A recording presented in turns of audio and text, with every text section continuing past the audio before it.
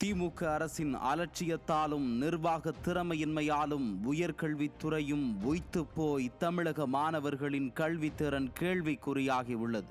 மாநிலத்தின் முக்கிய பல்கலைக்கழகங்களான சென்னை, அண்ணா, மதுரை, காமராஜர், பாரதியார், அண்ணாமலை என 6 பல்கலைக்கழகங்கள் நிரந்தர துணைவேந்தர்களின்றி தலைமையற்று நிற்கின்றன.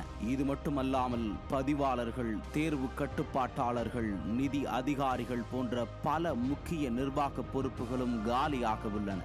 பல்கலைக்கழக மானிய குழு விதிகளின்படி ஓய்வு பெறும் பேராசிரியர்களுக்கு பதவி நீட்டிப்பு வழங்க முடியும் என்றாலும் துணைவேந்தர்கள் இல்லாததை காரணம் காட்டி மறுக்கப்பட்டு அனுபவமிக்க ஆசிரியர்களின் பங்களிப்பு பறிக்கப்படுகிறது. மேலும் நிலுவையில் உள்ள வழக்குகளை காரணம் காட்டி காலி இடங்களும் நிரப்பப்படுவதில்லை.